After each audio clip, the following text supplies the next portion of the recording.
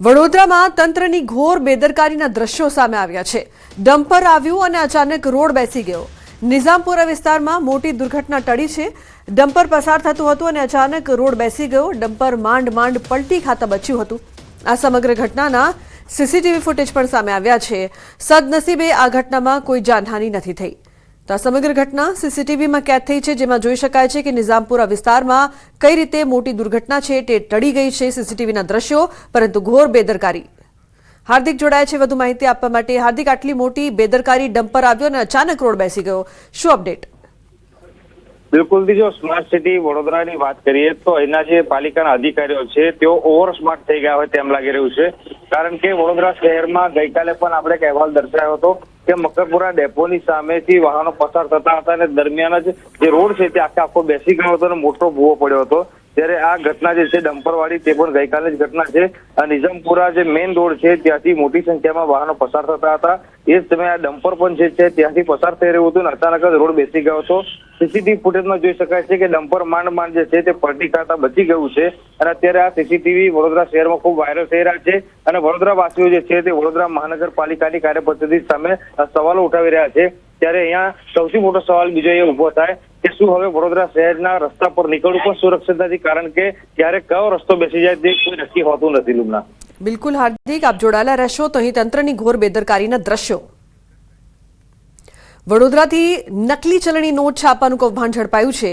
આસોજ ગામની સીમમાં ખેતરની ઓરડીમાં ભાડે રહેતા પરપ્રાંતીય લોકો દ્વારા નકલી ચલણી નોટ છાપવાનું કૌભાંડ ચાલતું હતું। વડોદરા ગ્રામ્ય એલસીબીએ દરોડા પાડીને નકલી નોટ છાપવાનું કારખાનું ઝડપી પાડ્યું છે।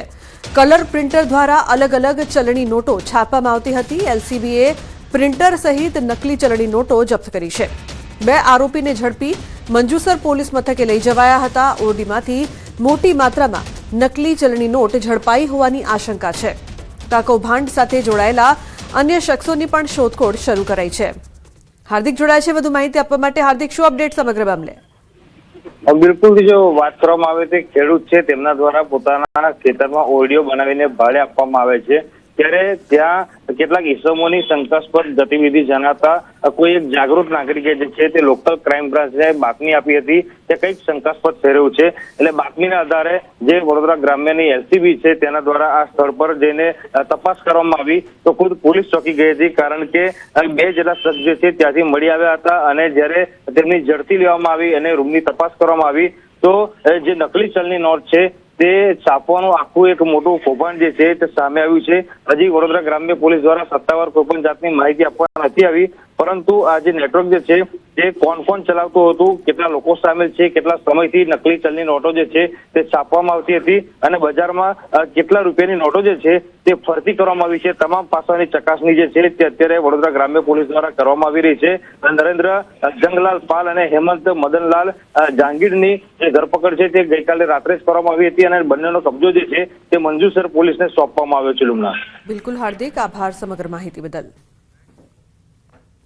પનીર ખાવાના શોખીનો સાવધાન, અમદાવાદની હોટલોમાં પીરસાઈ રહ્યું છે ઝેર જેવું પનીર। એએમસી ફૂડ વિભાગના દરોડામાં નકલી પનીરનો ભાંડો ફૂટ્યો છે। શહેરીજનોના આરોગ્ય સાથે ચેડા કરતા પનીર માફિયાઓ સક્રિય થયા છે। તો વેજીટેબલ ફેટ ભેળવી બનાવાતું પનીર સેમ્પલ ફેલ થયું છે। શહેરના 10 હોટલ્સ રેસ્ટોરન્ટના પનીરના નમૂના ફેલ થયા છે। એએમસી હદ વિસ્તાર બહાર માફિયાઓ આપી રહ્યા છે પનીર। એએમસીએ જિલ્લા ફૂડ સેફટી ઓફિસરોને તાકીદે જાણ કરી છે। તો સીમાડા બહારથી આવતો નકલી પનીરનો જથ્થો તંત્રએ સીઝ કર્યો છે। ઉલ્લેખનીય છે કે ફૂડ વિભાગના દરોડા નકલી પનીર આપ ખાઈ રહ્યા છો, જુઓ આ દ્રશ્યો। હોટલ અને રેસ્ટોરન્ટમાંથી આ પનીર મળી આવ્યું છે, જે અનેક સવાલો ઉપસ્થિત કરી રહ્યો છે। પનીર ખાવાના શોખીનો માટે આ સમાચાર ખૂબ જ મહત્વના છે। હોટલોમાં ઝેર જેવું પનીર પીરસાઈ રહ્યું છે।